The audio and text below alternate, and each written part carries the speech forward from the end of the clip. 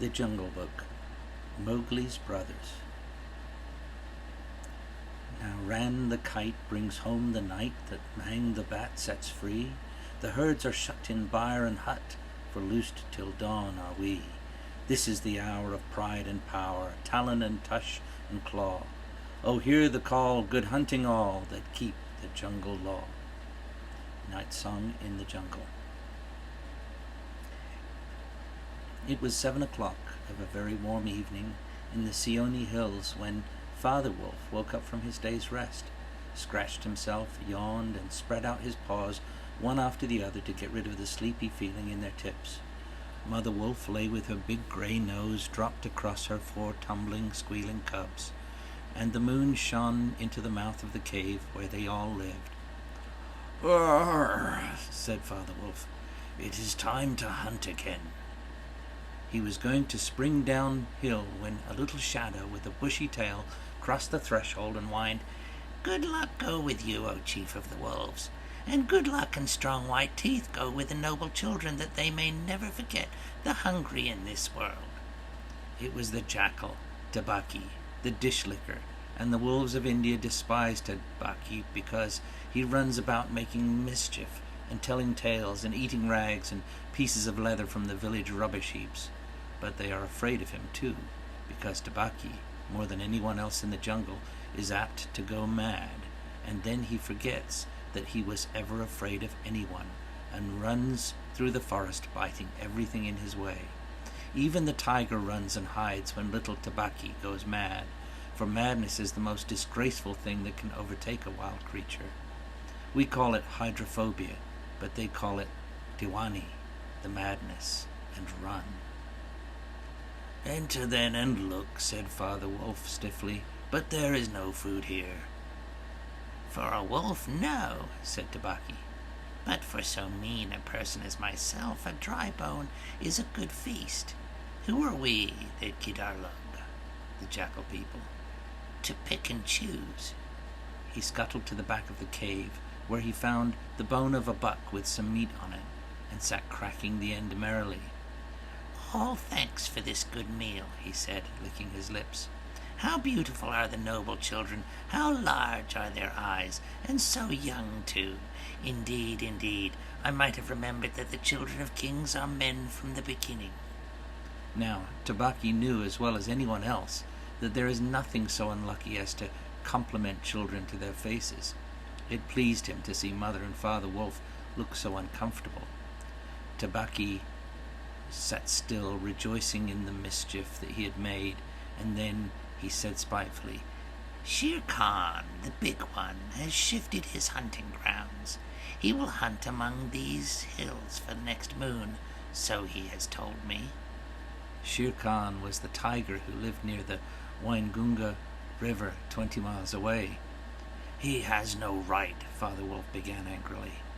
"By the law of the jungle, he has no right to change his quarters without due warning. He will frighten every head of game within 10 miles, and I have to kill for 2 these days." "His mother did not call him Lungri, the lame one, for nothing," said Mother Wolf quietly. "He has been lame in 1 foot from his birth. That is why he has only killed cattle. Now the villagers of the Waingunga are angry with him, and he has come here to make our villagers angry. They will scour the jungle for him when he is far away, and we and our children must run when the grass is set alight. Indeed, we are very grateful to Shere Khan." "Shall I tell him of your gratitude?" said Tabaki. "Out," snapped Father Wolf. "Out and hunt with thy master. Thou hast done harm enough for one night." "I go," said Tabaki quietly. "Ye can hear Shere Khan below in the thickets. I might have saved myself the message." Father Wolf listened, and below in the valley that ran down to a little river, he heard the dry, angry, snarly, sing-song whine of a tiger who has caught nothing and does not care if all the jungle knows it. "The fool," said Father Wolf, "to begin a night's work with that noise. Does he think that our bucks are like his fat Waingunga bullocks?" "Shh! It is neither bullock nor buck he hunts tonight," said Mother Wolf. "It is man." The whine had changed to a sort of humming purr that seemed to come from every quarter of the compass. It was the noise that bewilders woodcutters and gypsies sleeping in the open and makes them run sometimes into the very mouth of the tiger. "Man," said Father Wolf, showing all his white teeth. "Faugh! Are there not enough beetles and frogs in the tanks that he must eat man, and on our ground too?" The law of the jungle, which never orders anything without a reason, forbids every beast to eat man, except when he is killing to show his children how to kill, and then he must hunt outside the hunting grounds of his pack or tribe. The real reason for this is that man-killing means, sooner or later, the arrival of white men on elephants, with guns, and hundreds of brown men with gongs and rockets and torches. Then everybody in the jungle suffers.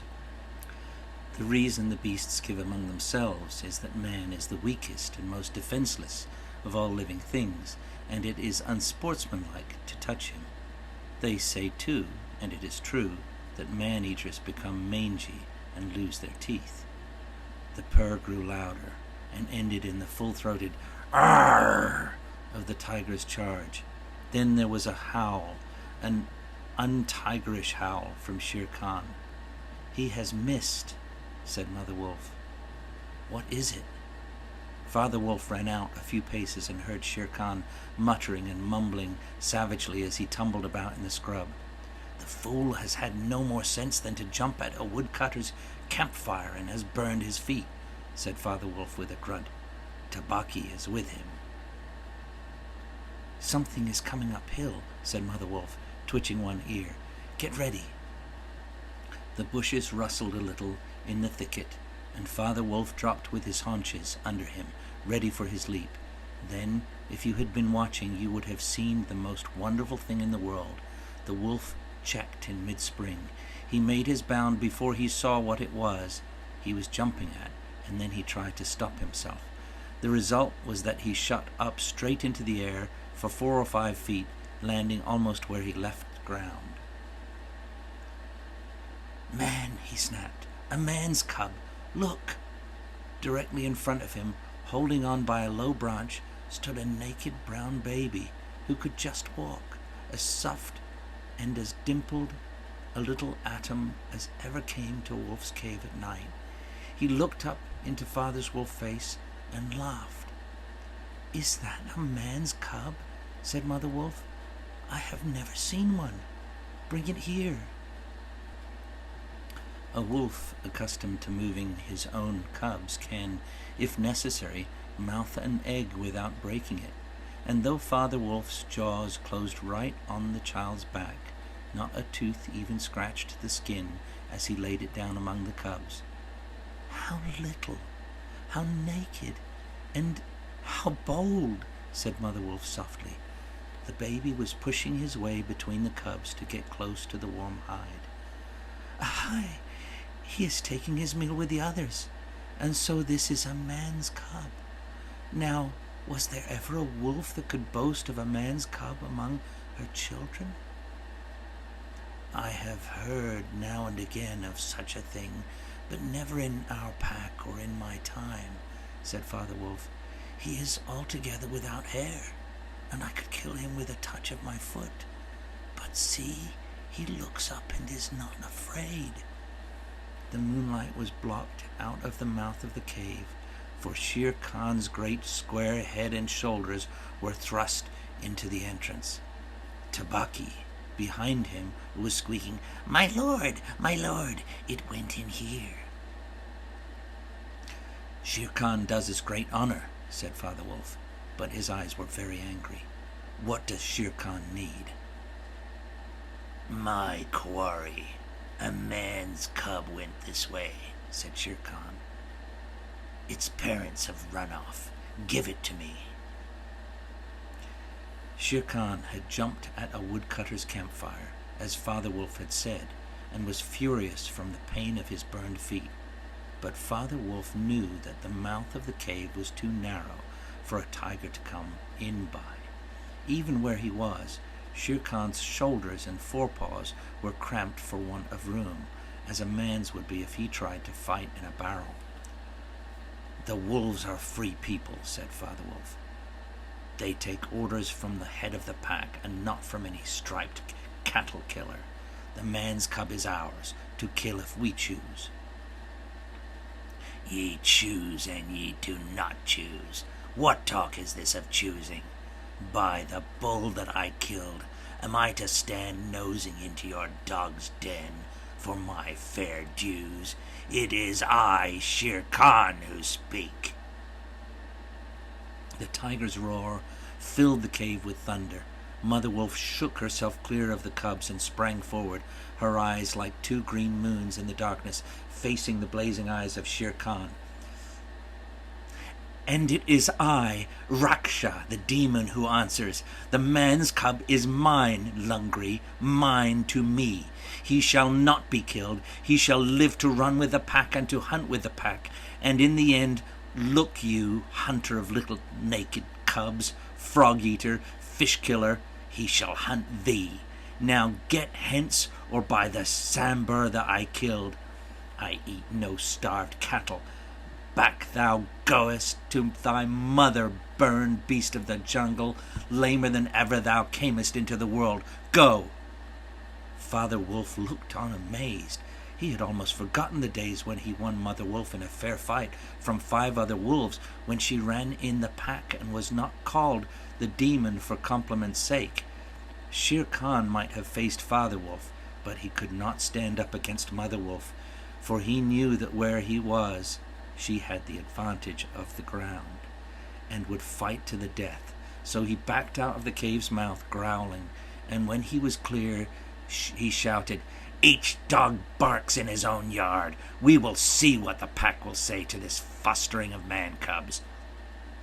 The cub is mine, and to my teeth he will come in the end, O bush-tailed thieves." Mother Wolf threw herself down panting among the cubs, and Father Wolf said to her gravely, "Shere Khan speaks this much truth. The cub must be shown to the pack. Wilt thou still keep him, mother?"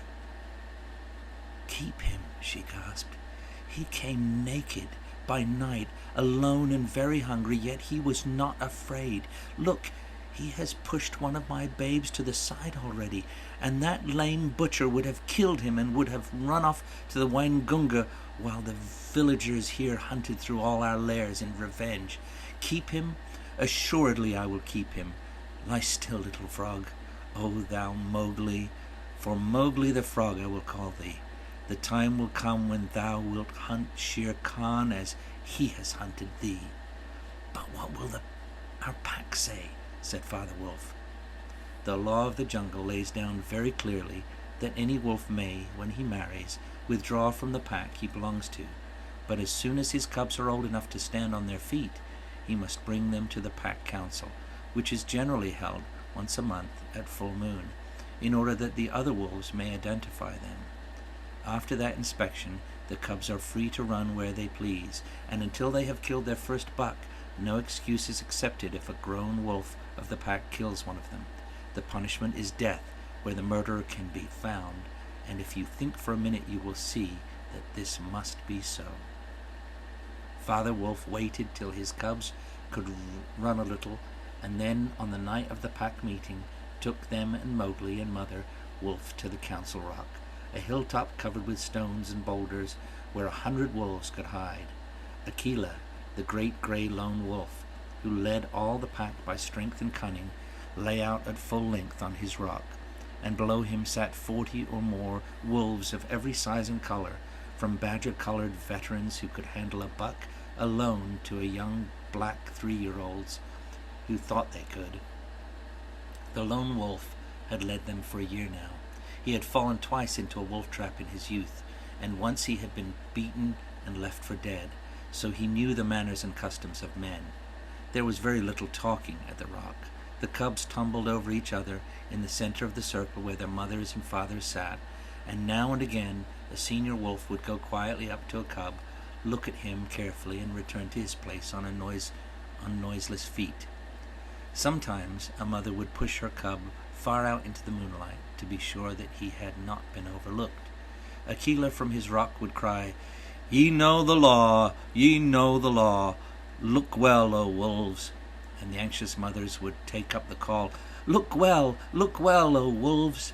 At last, and Mother Wolf's neck bristles lifted as the time came, Father Wolf pushed Mowgli the Frog, as they called him, into the center, where he sat laughing and playing with some pebbles that glistened in the moonlight.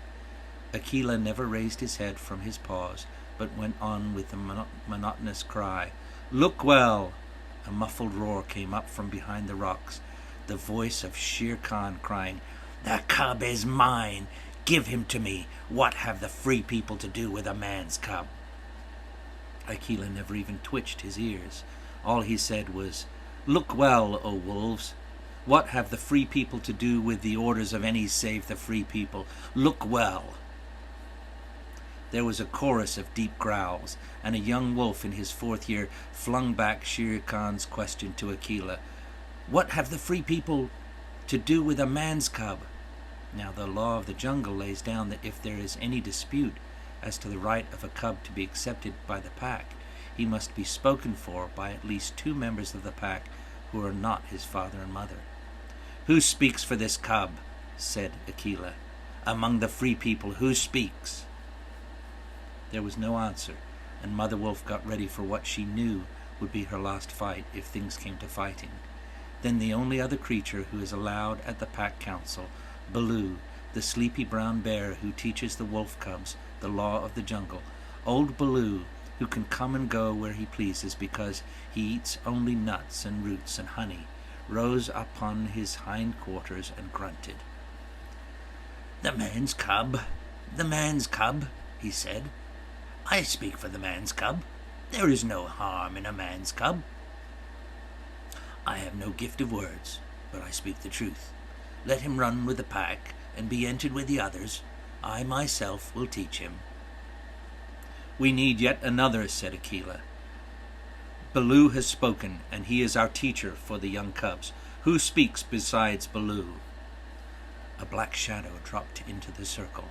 It was Bagheera, the Black Panther, inky black all over, but with the panther markings showing up in certain lights like the pattern of watered silk. Everybody knew Bagheera, and nobody cared to cross his path, for he was as cunning as Tabaki, as bold as the wild buffalo, and as reckless as the wounded elephant, but he had a voice as soft as wild honey dripping from a tree, and a skin softer than down.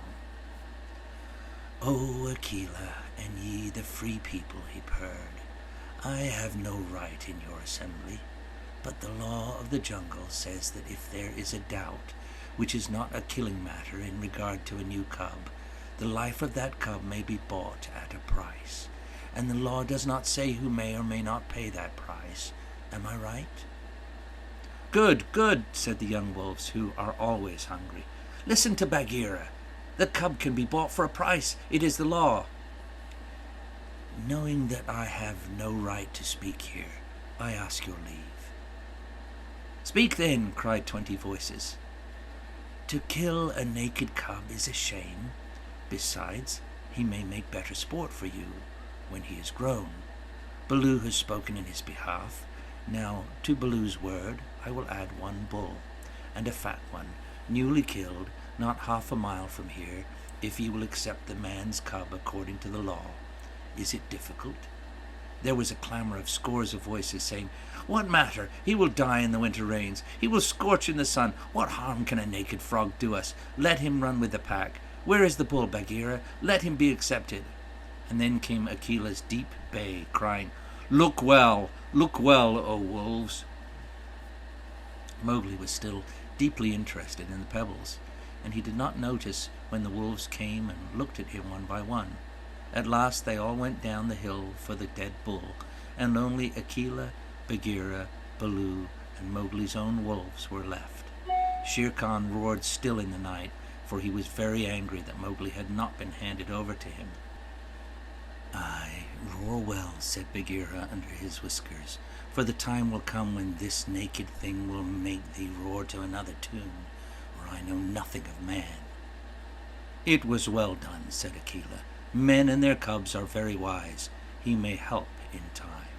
"Truly, a help in time of need, for none can hope to lead the pack forever, said Bagheera.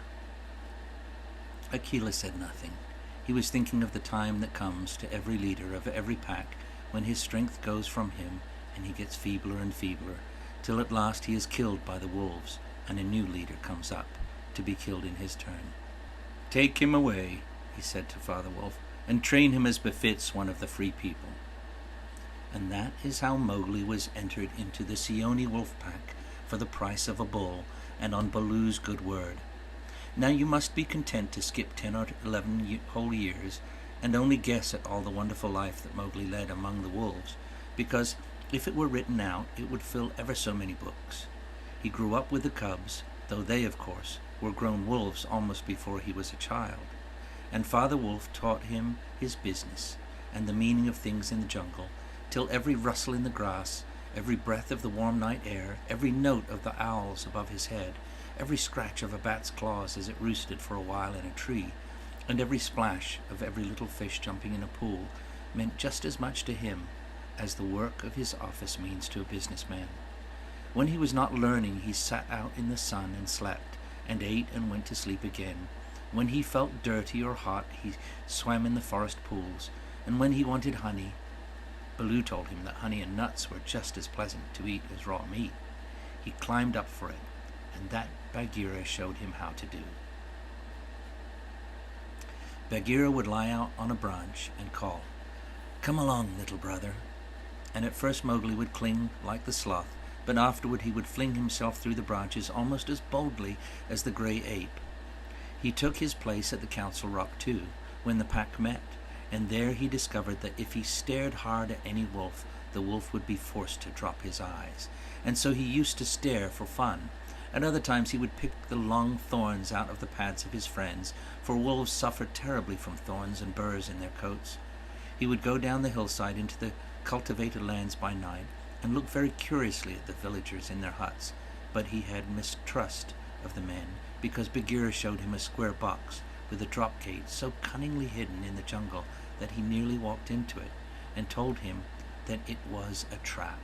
He loved better than anything else to go with Bagheera into the dark, warm heart of the forest, to sleep all through the drowsy day, and at night see how Bagheera did his killing.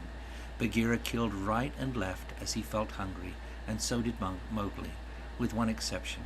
As soon as he was old enough to understand things, Bagheera told him that he must never touch cattle, because he had been bought into the pack at the price of a bull's life. "All the jungle is thine," said Bagheera, "and thou canst kill everything that thou art strong enough to kill. But for the sake of the bull that bought thee, thou must never kill or eat any cattle, young or old. That is the law of the jungle." Mowgli obeyed faithfully, and he grew and grew strong as a boy must grow, who does not know that he is learning any lessons, and who has nothing in the world to think of except things to eat. Mother Wolf told him once or twice that Shere Khan was not a creature to be trusted, and that some day he must kill Shere Khan. But though a young wolf would have remembered that advice every hour, Mowgli forgot it, because he was only a boy, though he would have called himself a wolf if he had been able to speak in any human tongue. Shere Khan was always crossing his path in the jungle, for as Akela grew older and feebler, the lame tiger had come to be great friends with the younger wolves of the pack, who followed him for scraps, a thing Akela would never have allowed if he had dared to push his authority to the proper bounds. Then Shere Khan would flatter them and wonder that such fine young hunters were content to be led by a dying wolf and a man's cub. "They tell me," Shere Khan would say, "that at council ye dare not look him between the eyes," and the young wolves would growl and bristle. Bagheera, who had eyes and ears everywhere, knew something of this, and once or twice he told Mowgli in so many words that Shere Khan would kill him some day.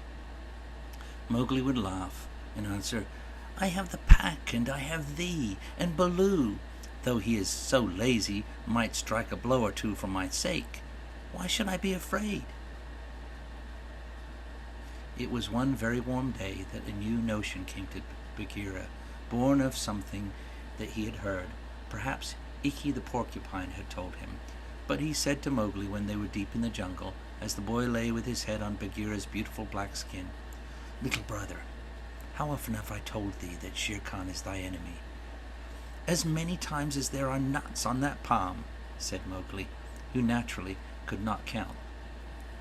"What of it? I am sleepy, Bagheera, and Shere Khan is all long tail and loud talk, like Mao the peacock." "But this is no time for sleeping. Baloo knows it, I know it, the pack know it, and even the foolish deer know. Tabaki has told thee too." "Ho ho," said Mowgli. "Tabaki came to me not long ago with some rude talk that I was a naked man's cub and not fit to dig pig nuts. But I caught Tabaki by the tail and swung him twice against a palm tree to teach him better manners." "That was foolishness, for though Tabaki is a mischief maker, he would have told thee of something that concerned thee closely. Open those eyes, little brother. Shere Khan dare not kill thee in the jungle, but remember, Akela is very old, and soon the day comes when he cannot kill his buck, and then he will be leader no more. Many of the wolves that looked over thee when thou wast brought to the council first are old too, and the young wolves believe, as Shere Khan has taught them, that a man cub has no place with the pack. In a little time thou wilt be a man." "And why is a man that he should not run with his brothers?" said Mowgli. "I was born in the jungle. I have obeyed the law of the jungle, and there is no wolf of ours from whose paws I have not pulled a thorn. Surely they are my brothers." Bagheera stretched himself at full length and half shut his eyes. "Little brother," said he, "feel under my jaw." Mowgli put up his strong brown hand, and just under Bagheera's silky chin, where the giant rolling muscles were all hid by the glossy hair, he came upon a little bald spot. "There is no one in the jungle that knows that I, Bagheera, carry that mark, the mark of the collar. And yet, little brother, I was born among men, and it was among men that my mother died in the cages of the king's palace at Udaipur. It was because of this that I paid the price for thee at the council when thou wast a little naked cub. Yes, I too was born among men. I had never seen the jungle. They fed me behind bars from an iron pan, till one night I felt that I was Bagheera the panther and no man's plaything, and I broke the silly lock with one blow of my paw and came away. And because I had learned the ways of men, I became more terrible in the jungle than Shere Khan. Is it not so?" "Yes," said Mowgli. "All the jungle fear Bagheera except Mowgli." "Oh, thou art a man's cub," said the Black Panther very tenderly. "And even as I return to my jungle, so thou must go back to the men at last, to the men who are thy brothers, if thou art not killed in the council." "But why? Why should any wish to kill me?" said Mowgli. "Look at me," said Bagheera. And Mowgli looked him steadily between the eyes. The big panther turned his head away in half a minute. "That is why," he said, shifting his paw on the leaves. "Not even I can look thee between the eyes. And I was born among men, and I love thee, little brother. The others, they hate thee because their eyes cannot meet thine, because thou art wise, because thou hast pulled out thorns from their feet, because thou art a man." "I did not know these things," said Mowgli sullenly, and he frowned under his heavy black eyebrows.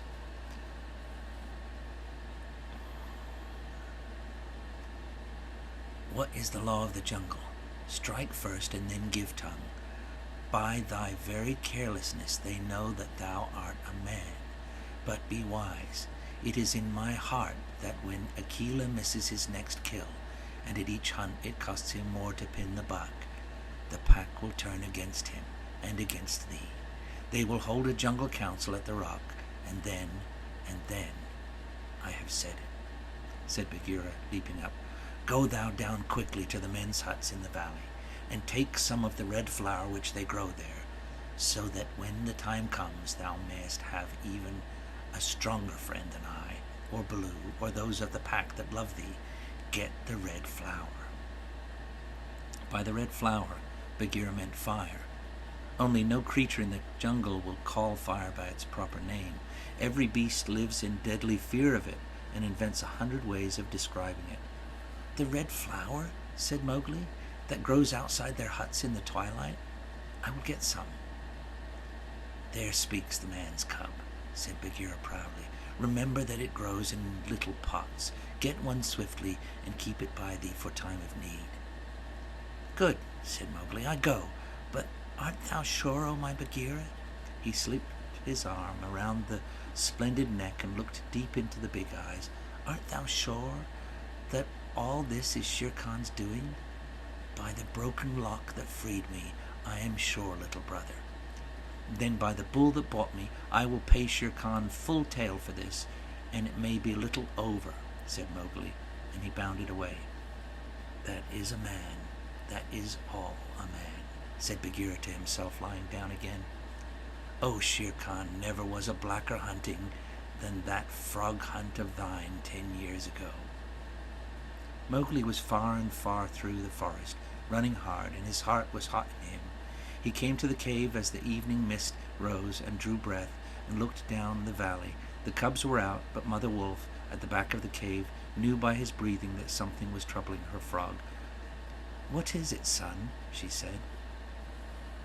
"Some bats chatter of Shere Khan," he called back. "I hunt among the ploughed fields tonight." He plunged downward through the bushes to the stream at the bottom of the valley. There he checked, for he heard the yell of the pack hunting, heard the bellow of the hunted sambar, and the snort as the buck turned at bay. Then there were wicked, bitter howls from the young wolves. "Akela! Akela! Let the lone wolf show his strength! Room for the leader of the pack! Spring, Akela!"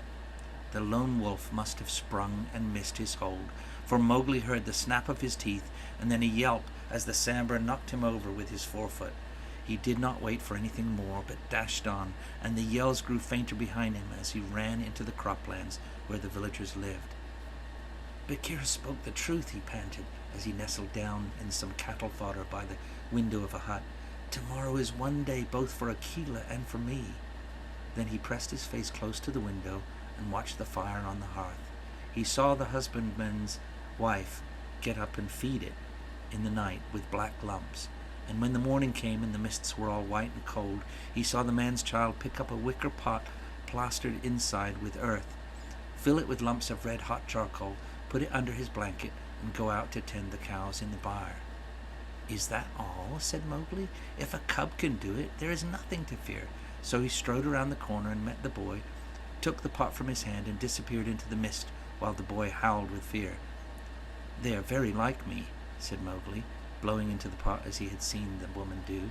"This thing will die if I do not give it things to eat," and he dropped twigs and dried bark on the red stuff. Halfway up the hill he met Bagheera with the morning dew shining like moonstones on his coat. "Akela has missed," he said.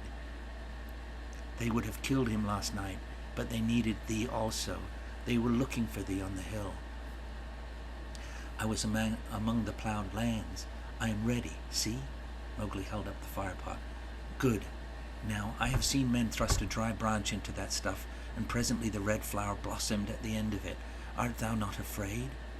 "No. Why should I fear? I remember now, if it's not a dream, how before I was a wolf I lay down beside the red flower, and it was warm and pleasant." All that day Mowgli sat in the cave, tending his fire pot and dipping dry branches into it to see how they looked. He found a branch that satisfied him, and in the evening, when Tabaqui came to the cave and told him rudely enough that he was wanted at the council rock, he laughed till Tabaqui ran away. Then Mowgli went to the council, still laughing. Akela the lone wolf lay by the side of his rock as a sign that the leadership of the pack was open, and Shere Khan with his following of scrap-fed wolves walked to and fro openly, being flattered. Bagheera lay close to Mowgli, and the fire pot was between Mowgli's knees. When they were all gathered together, Shere Khan began to speak, a thing he would have never even dared to do when Akela was in his prime. "He has no right," whispered Bagheera. "Say so. He is a dog's son. He will be frightened." Mowgli sprang to his feet. "Free people," he cried. Does Shere Khan lead the pack? What has a tiger to do with our leadership? Seeing that the leadership is yet open and being asked to speak, Shere Khan began. By whom? Said Mowgli. Are we all jackals to fawn on this cattle butcher? The leadership of the pack is with the pack alone. There were yells of, Silence, thou man's cub! Let him speak, he has kept our law. And at last the seniors of the pack thundered, Let the dead wolf speak. When a leader of the pack has missed his kill, he is called the dead wolf, as long as he lives, which is not long. Akela raised his old head wearily. Free people, and ye too, jackals of Shere Khan. For 12 seasons I have led ye to and from the kill, and in all that time not one has been trapped or maimed. Now I have missed my kill. Ye know how that plot was made. Ye know how ye brought me up to an untried buck to make my weakness known. It was cleverly done. Your right is to kill me here on the council rock now. Therefore I ask, who comes to make an end of the lone wolf? For it is my right, by the law of the jungle, that ye come one by one. There was a long hush, for no single wolf cared to fight Akela to the death. Then Shere Khan roared, Bah! What have we to do with this toothless fool? He is doomed to die. It is the man-cub who has lived too long. Free people, he was my meat from the first. Give him to me. I am weary of this man-wolf folly. He has troubled the jungle for 10 seasons. Give me the man-cub, or I will hunt here always, and not give you one bone. He is a man, a man's child, and from the marrow of my bones I hate him. Then more than half the pack yelled, A man! A man! What has a man to do with us? Let him go to his own place. And turn all the people of the villages against us? Clamored Shere Khan. No, give him to me. He is a man, and none of us can look him between the eyes. Akela lifted his head again and said, He has eaten our food. He has slept with us. He has driven game for us. He has broken no word of the law of the jungle. Also, I paid for him with a bull when he was accepted. The word of a bull is little, but Bagheera's honor is something that he will perhaps fight for, said Bagheera in his gentlest voice. A bull paid 10 years ago, the pack snarled. What do we care for bones 10 years old? Or for a pledge, said Bagheera, his white teeth bared under his lip. Well, are ye called the free people? No man's cub can run with the people of the jungle, howled Shere Khan. Give him to me. He is our brother in all but blood, Akela went on. And ye would kill him here? In truth, I have lived too long. Some of ye are eaters of cattle, and of others I have heard that, under Shere Khan's teaching, ye go by dark night and snatch children from the villager's doorstep. Therefore I know ye to be cowards, and it is to cowards I speak. It is certain that I must die, and my life is of no worth, or I would offer that in the man-cub's place. But for the sake of the honor of the pack, a little matter that by being without a leader ye have forgotten, I promise that if ye let the man-cub go to his own place, I will not, when my time comes to die, bear one tooth against ye. I will die without fighting. That will at least save the pack 3 lives. More I cannot do, but if ye will, I can save ye the shame that comes of killing a brother against whom there is no fault, a brother spoken for and brought into the pack according to the law of the jungle. He is a man, a man, a man, snarled the pack, and most of the wolves began to gather around Shere Khan, whose tail was beginning to twitch. Now the business is in thy hands, said Bagheera to Mowgli. We can do no more except fight. Mowgli stood upright, the fire pot in his hands. Then he stretched out his arms and yawned in the face of the council, but he was furious with rage and sorrow, for wolf-like, the wolves had never told him how they hated him. Listen, you, he cried. There is no need for this dog's jabber. Ye have told me so often tonight that I am a man, and indeed I would have been a wolf with you to my life's end, that I feel your words are true. So I do not call you my brothers any more, but sag, dogs, as a man should. What you will do and what you will not do is not yours to say. That matter is with me, and that we may see the matter more plainly, I, the man, have brought here a little of the red flour which ye, dogs, fear. He flung the firepot on the ground, and some of the red coals lit a tuft of dried moss that flared up, as all the council drew back in terror before the leaping flames. Mowgli thrust his dead branch into the fire till the twigs lit and crackled, and whirled it above his head among the cowering wolves. "Thou art the master," said Bagheera in an undertone. "Save Akela from the death. He was ever thy friend." Akela, the grim old wolf who had never asked for mercy in his life, gave one piteous look at Mowgli as the boy stood all naked, his long black hair tossing over his shoulders in the light of the blazing branch that made the shadows jump and quiver. "Good," said Mowgli, staring round slowly. "I see that ye are dogs. I go from you to my own people, if they be my own people. The jungle is shut to me, and I must forget your talk and your companionship. But I will be more merciful than ye are, because I was all but your brother in blood. I promise that when I am a man among men, I will not betray ye to men, as ye have betrayed me." He kicked the fire with his foot, and the sparks flew up. "There shall be no war between any of us in the pack, but here is a debt to pay before I go." He strode forward to where Shere Khan sat blinking stupidly at the flames, and caught him by the tuft of his chin. Bagheera followed in case of accidents. "Up, dog!" Mowgli cried. "Up when a man speaks, or I will set thy coat on fire." Shere Khan's ears lay flat back on his head, and he shut his eyes, for the blazing branch was very near. "This cattle killer said he would kill me in the council because he had not killed me when I was a cub. Thus and thus, then do we beat dogs when we are men. Stir a whisker, Lungri, and I ram the red flour down thy gullet." He beat Shere Khan over the head with the branch, and the tiger whimpered and whined in agony of fear. "Pah! Singed little cat, jungle cat. Go now. But remember, when next I come to the council rock, as a man should come, it will be with Shere Khan's hide on my head. For the rest, Akela goes free to live as he pleases. You will not kill him, because that is not my will. Nor do I think that ye will sit here any longer, lolling out your tongues as though ye were somebodies, instead of dogs whom I drive out thus. Go!" The fire was burning furiously at the end of the branch, and Mowgli struck right and left round the circle, and the wolves ran howling with the sparks burning their fur. At last there were only Akela, Bagheera, and perhaps 10 wolves that had taken Mowgli's part. Then something began to hurt Mowgli inside him, as he had never been hurt in his life before, and he caught his breath and sobbed, and the tears ran down his face. "What is it? What is it?" he said. "I do not wish to leave the jungle, and I do not know what this is. Am I dying, Bagheera?" "No, little brother. That is only tears such as men use," said Bagheera. "Now I know that thou art a man, and a man's cub no longer.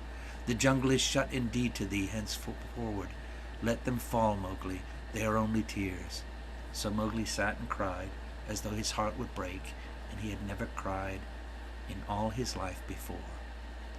"Now," he said, "I will go to men, but first I must say farewell to my mother." And he went to the cave where she lived with Father Wolf, and he cried on her coat while the 4 cubs howled miserably. "You will not forget me," said Mowgli. "Never, while we can follow a trail," said the cubs. "Come to the foot of the hill when thou art a man, and we will talk to thee, and we will come into the croplands to play with thee by night." "Come soon," said Father Wolf. "O wise little frog, come again soon, for we be old, thy mother and I." "Come soon," said Mother Wolf, "little naked son of mine, for listen, child of man, I loved thee more than ever I loved my cubs." "I will surely come," said Mowgli, "and when I come it will be to lay out Shere Khan's hide upon the council rock. Do not forget me. Tell them in the jungle never to forget me." The dawn was beginning to break when Mowgli went down the hillside alone to meet those mysterious things that are called men.